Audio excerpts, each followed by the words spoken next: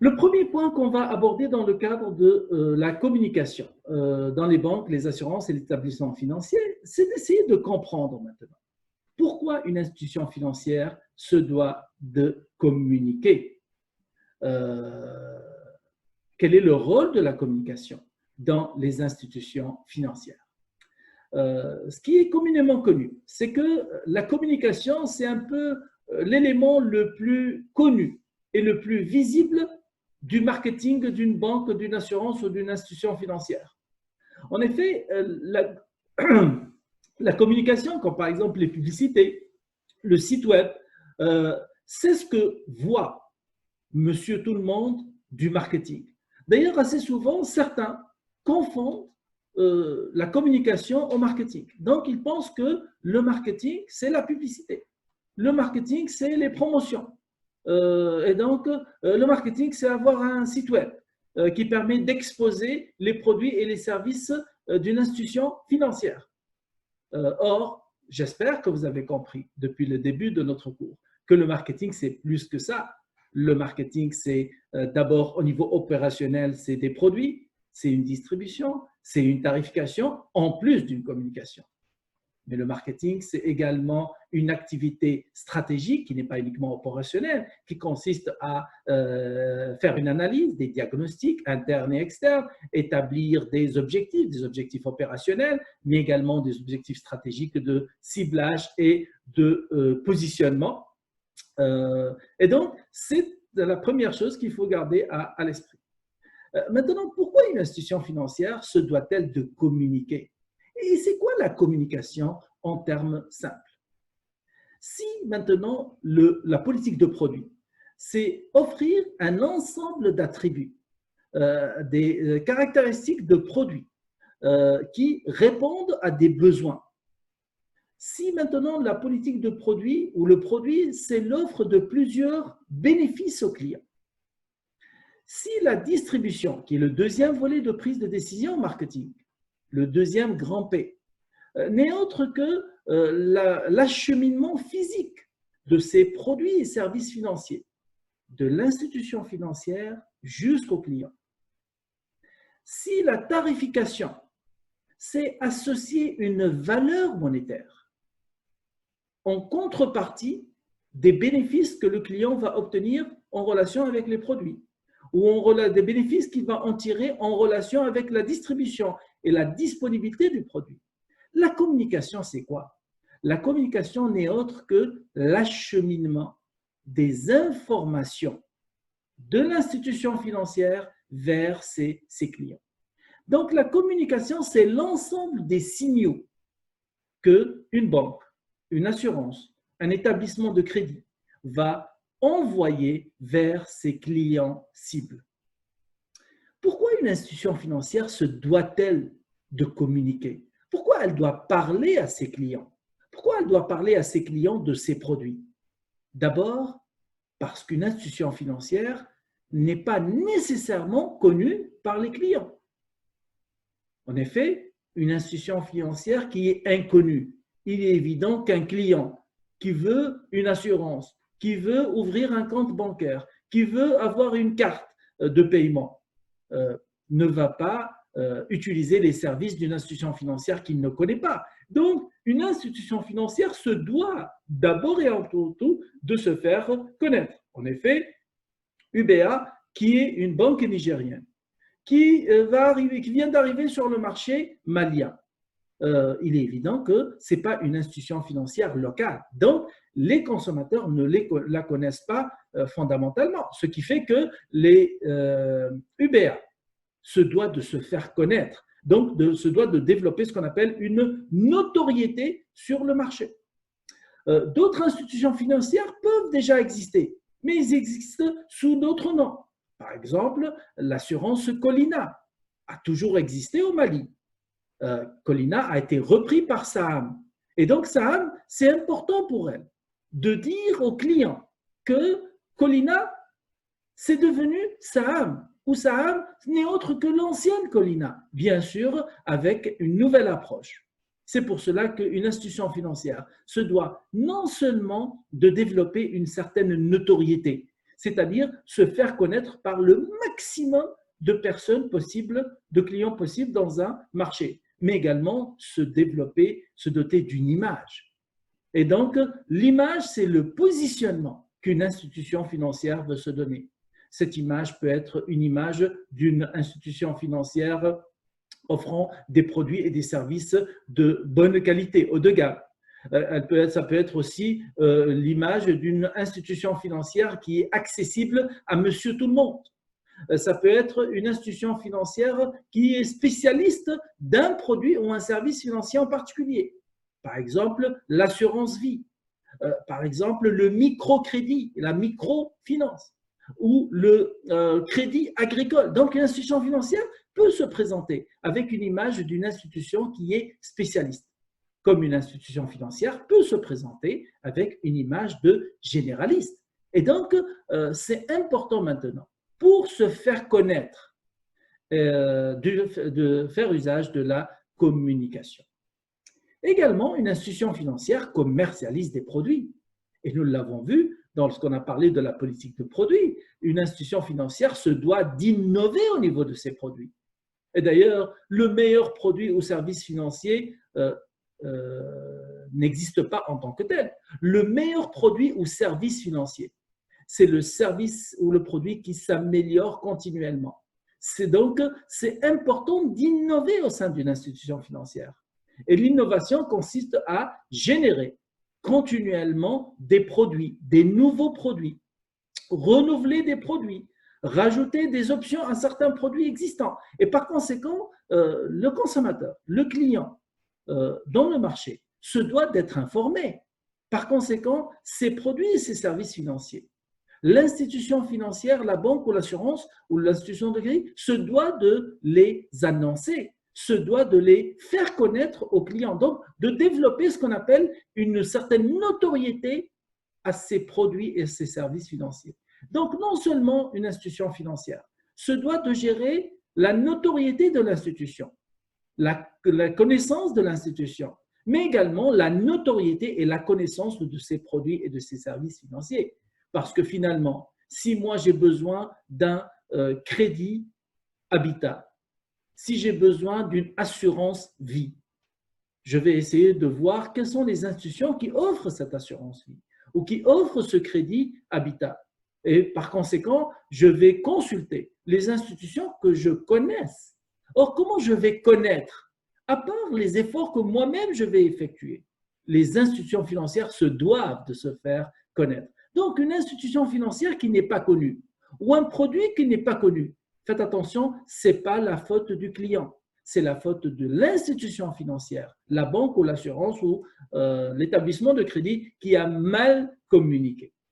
C'est important également d'informer le client des caractéristiques de produits, parce qu'il ne faut jamais oublier qu'un produit financier a toujours des avantages qu'il apporte au client, des bénéfices. Ces bénéfices et ces avantages, il faut les mettre en valeur.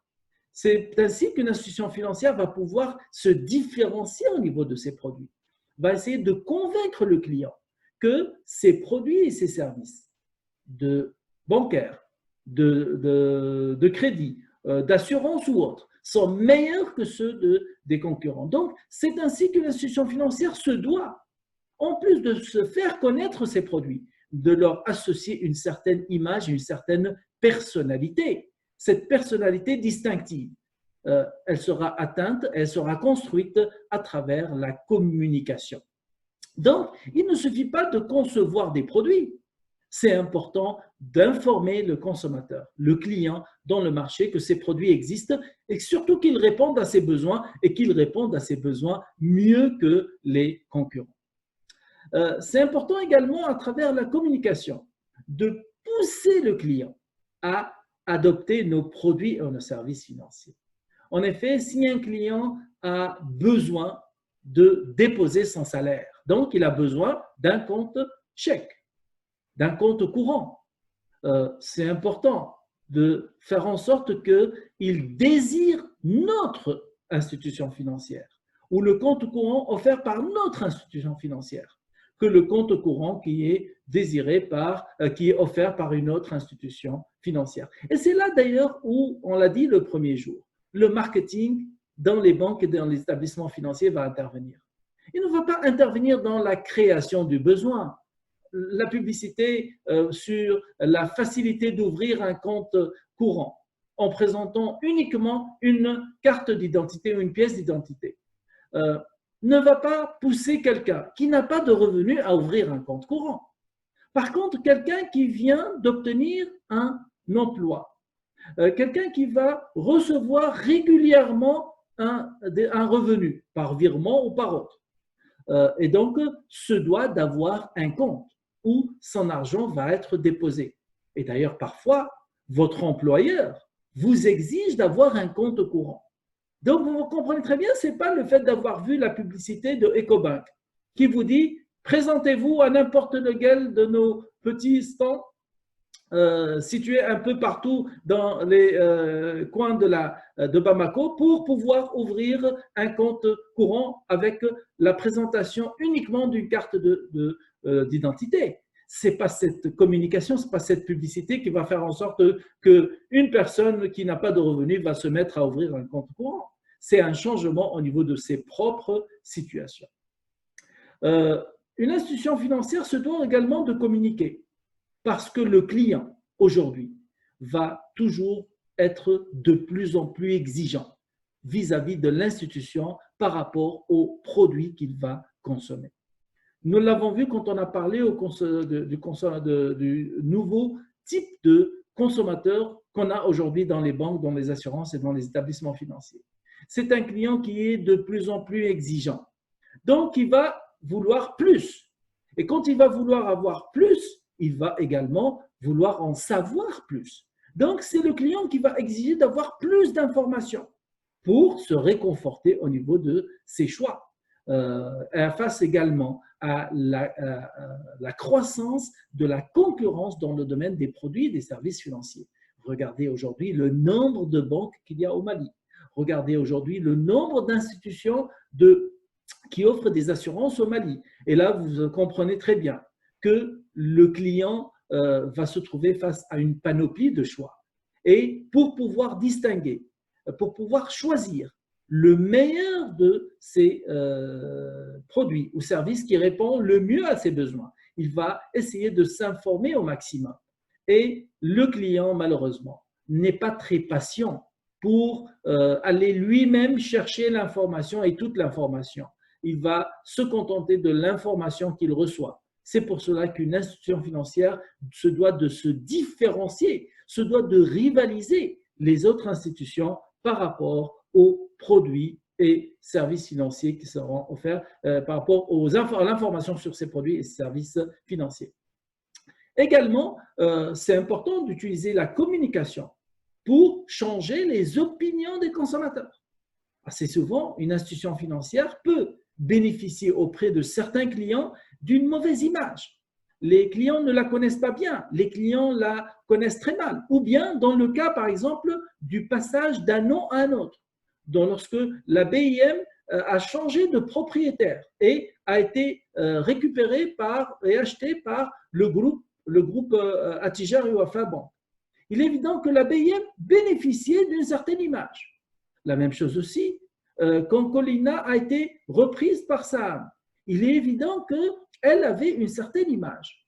Et Saham, comme le groupe Attijari Wafa Bank, voulait avoir une certaine image. Et donc, c'est important de modifier l'image que les consommateurs ont de l'ancienne institution. Également, on peut utiliser la communication pour pousser le client à essayer certains de nos produits.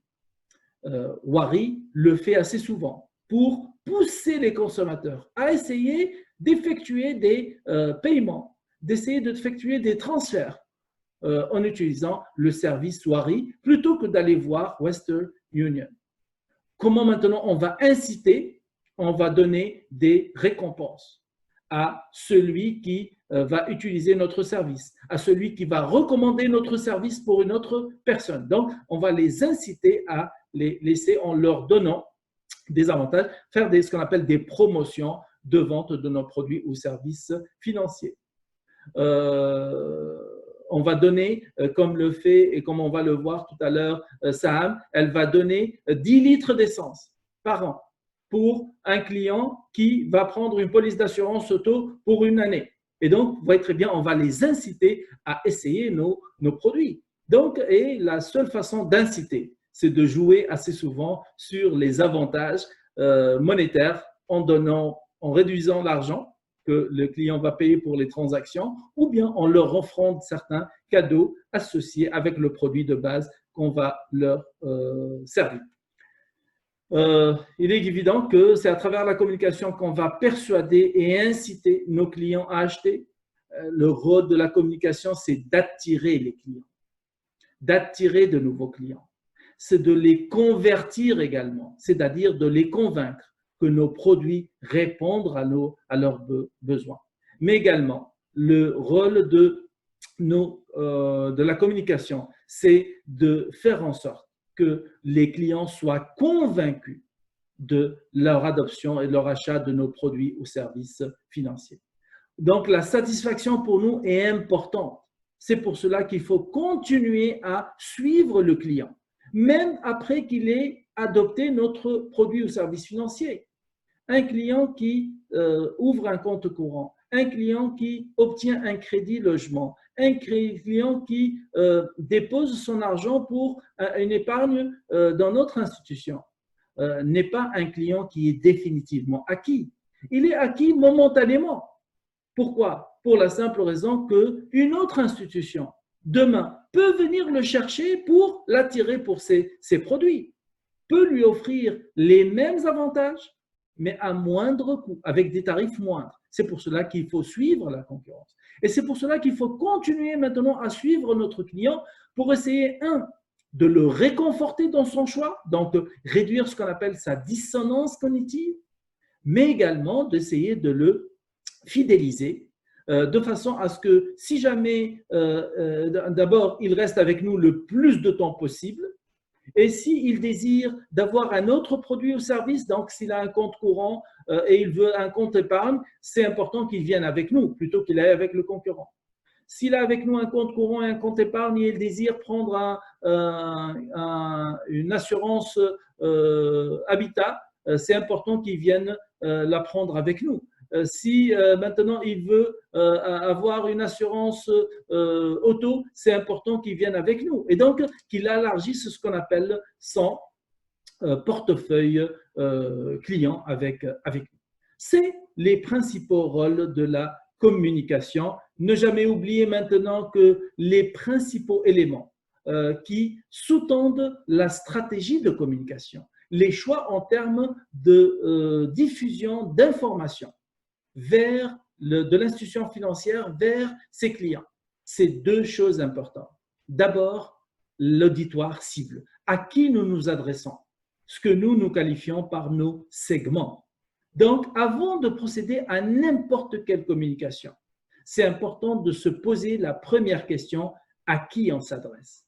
C'est ce qu'on appelle notre segment cible et c'est ce que nous avons établi préalablement au niveau de la deuxième phase de notre processus de planification stratégique. L'autre élément également qui sous-tend n'importe quelle stratégie de communication, c'est l'image qu'on veut se donner, la manière avec laquelle on aimerait bien être perçu. Une institution financière pour un produit, si elle n'a pas de segment cible clairement établi, si elle n'a pas d'image qui est clairement présentée et indiquée, il est évident que sa communication risque d'être inefficace.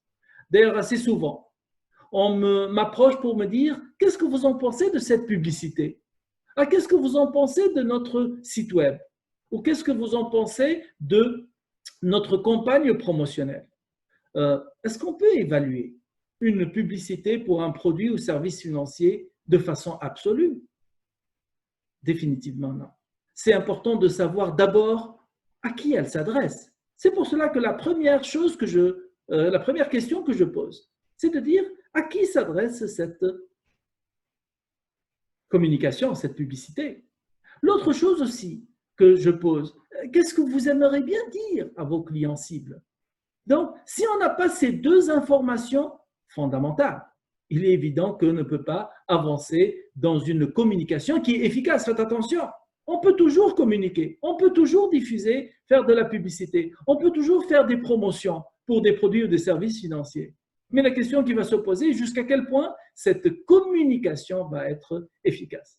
Et ne jamais oublier que la segmentation et le ciblage, le positionnement et la différenciation sont fondamentaux dans la stratégie de communication. On l'avait dit quand on a parlé de positionnement et différenciation. Pour pouvoir se différencier, pour pouvoir se valoriser, c'est important d'avoir une image, d'avoir un positionnement, de se définir qui veut-on être. Si ces éléments ne sont pas précisés, il est évident qu'on ne va pas pouvoir bien communiquer.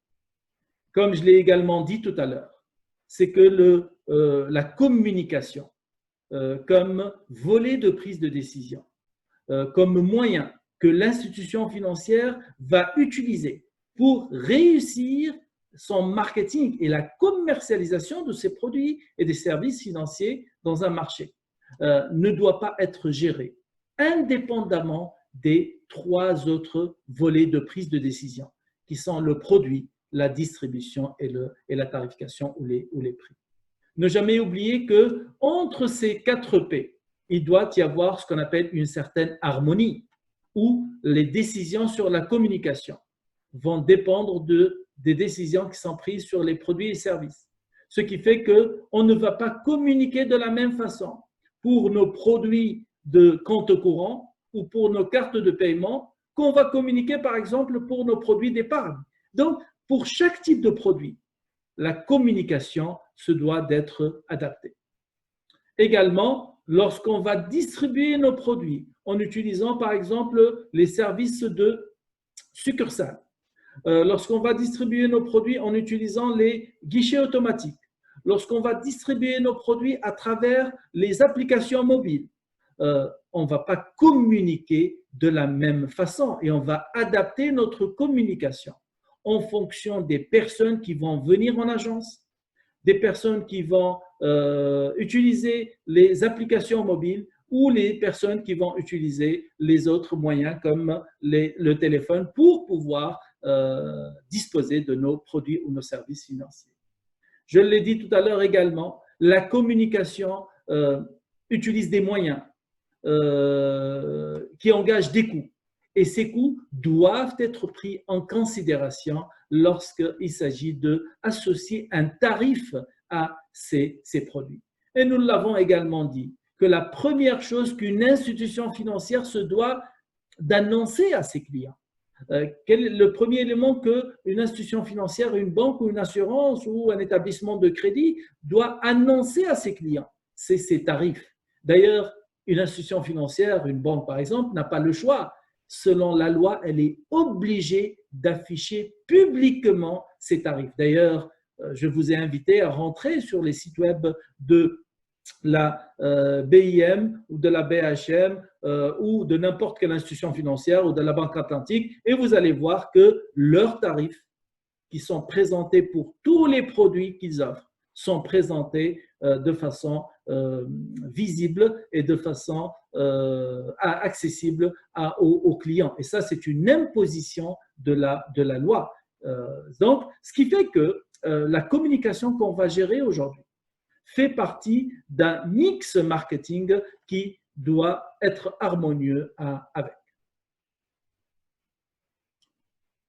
Ici, vous avez des exemples d'institutions financières qui utilisent des publicités pour ces différents produits, qui fait ce qu'on appelle également de la communication institutionnelle.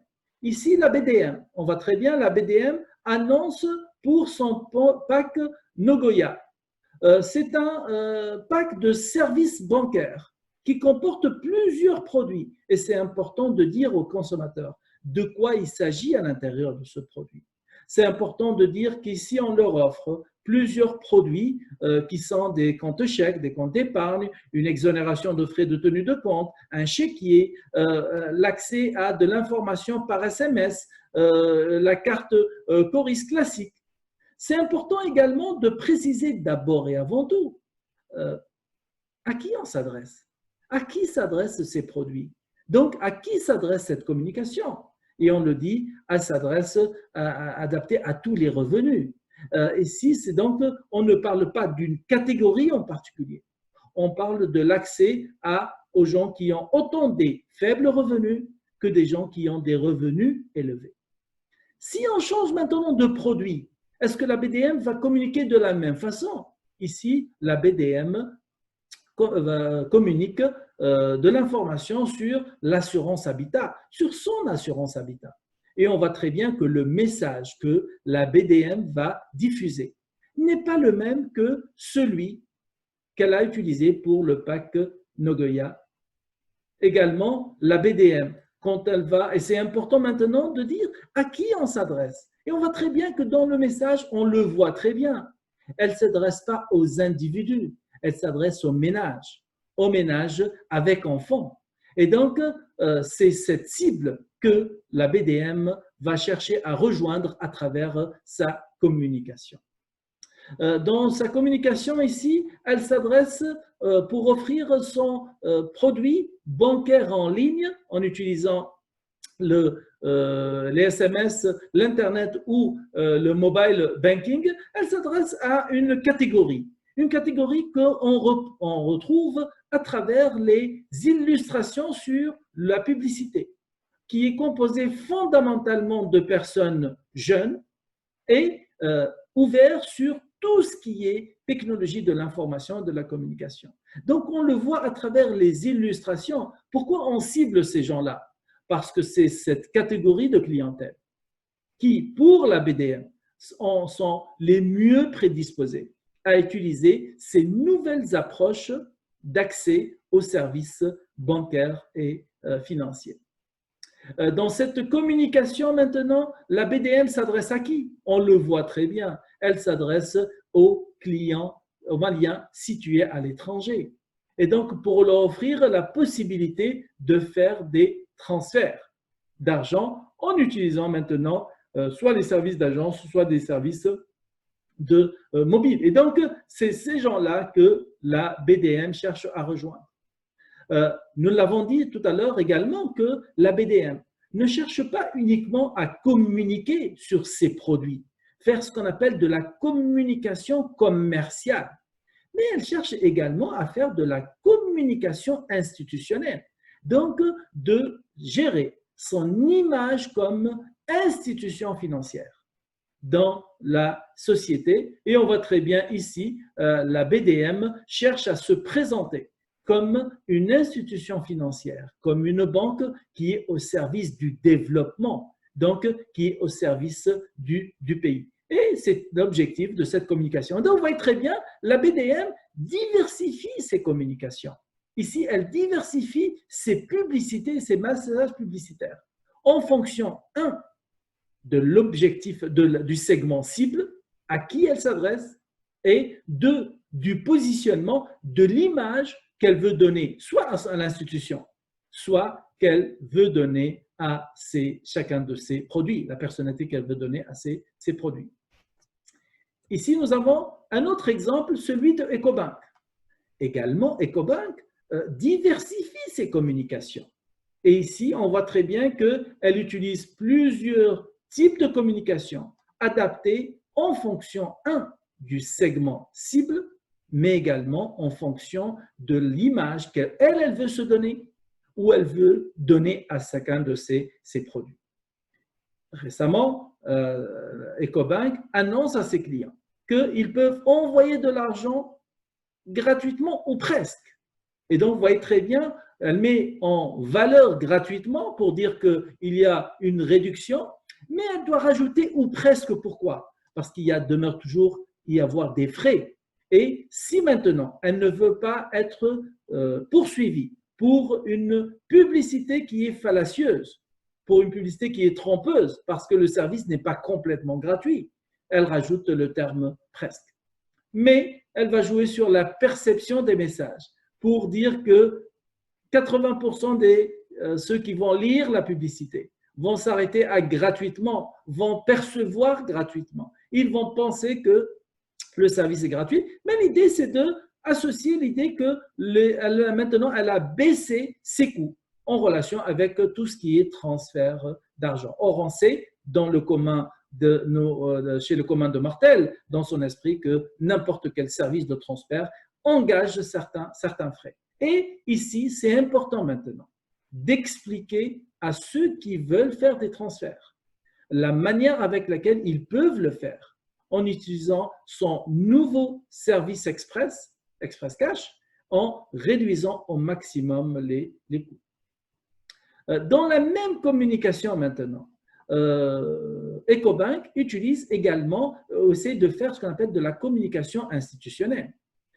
Elle joue sur le fait qu'on est dans une période de pandémie, une période difficile.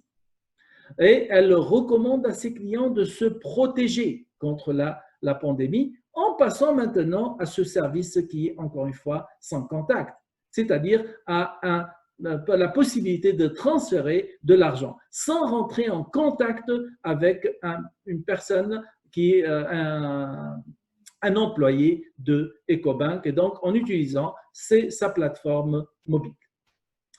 Ici, Ecobank essaie également de promouvoir maintenant l'ensemble de ses services bancaires en essayant de les présenter aux yeux du client malien comme étant de très bonne qualité. Pourquoi ils sont de très bonne qualité? Parce qu'en plus d'offrir les services traditionnels en agence, Ecobank offre aussi pour ses clients qui utilisent le compte courant l'accès 24 heures sur 24 avec des alertes électroniques, avec des virements électroniques, avec des cartes de paiement qui vont permettre de bénéficier des services de son compte courant, indépendamment des heures d'ouverture de l'agence Ecobank.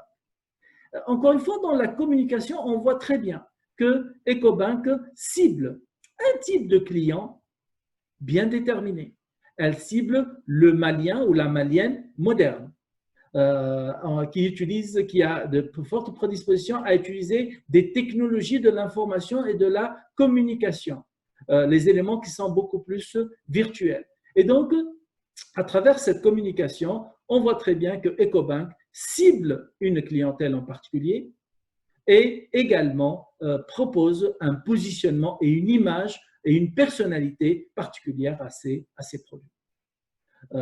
Lorsque Ecobank va communiquer maintenant sur son crédit immobilier, elle va utiliser un autre type de communication et on voit très bien qu'elle va l'adapter en fonction des clients qu'elle va chercher à cibler, l'information qu'elle va apporter, les éléments sur lesquels elle va insister vont être différents que si elle va communiquer sur ses services de transfert, sur ses services de compte courant, ou si elle va maintenant essayer d'attirer des nouveaux clients en leur offrant la possibilité, en se présentant dans des stands qu'on a placés dans certains lieux publics pour pouvoir immédiatement ouvrir un compte courant sur uniquement la simple présentation d'une pièce d'identité. C'est là où on va jouer maintenant sur la facilité. Donc, ici, on s'adresse à qui? À toute personne qui a une pièce d'identité. Donc, c'est là où c'est la clientèle cible qu'on cherche à rejoindre. En grande majorité, ceux qui n'ont pas de compte bancaire ou ceux qui ont des comptes bancaires mais qui sont frustrés de leur institution financière. On va leur dire, sur simple présentation de votre carte d'identité, on ne va ni vous demander votre fiche de salaire, ni de vous demander votre bulletin numéro de police, de pouvoir ouvrir un compte bancaire.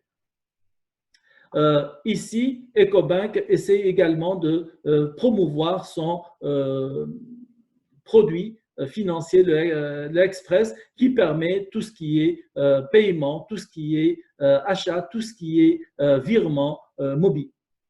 Mais comme on l'a dit tout à l'heure, une institution financière fait non seulement de la communication commerciale, c'est-à-dire de la communication pour ses produits et services financiers, mais elle fait également une communication qui est organisationnelle, qui est institutionnelle, qui vise à développer une image pour ces produits. Et ici, Ecobank se présente comme un défenseur de la santé de la population en essayant de présenter Ecobank comme une institution qui combat le Covid-19. C'est important de savoir finalement que lorsqu'il s'agit maintenant de communiquer, la communication au sein des banques, des assurances ou des établissements financiers n'est pas qu'une communication qui est commerciale. Dans une institution financière, il y a deux grands types de communication. Il y a ce qu'on appelle la communication externe. C'est l'ensemble des informations qui sont diffusées vers les clients de l'institution financière. Mais il y a également ce qu'on appelle une communication qui est interne. C'est un ensemble d'informations qui est diffusé vers le personnel à travers les communiqués, mais également vers les actionnaires de l'institution financière à travers ce qu'on appelle le rapport annuel, à travers les bulletins d'information, à travers les réunions de direction, à travers les séances d'information qui, bien sûr, pour nous en marketing, nous concernent moins. Nous, en marketing, on va s'intéresser beaucoup plus à l'information qui est diffusée vers les clients cibles, qui peut être, comme on va le voir après la pause, faite en utilisant plusieurs moyens. Et c'est ce qu'on appelle le mix de communication externe.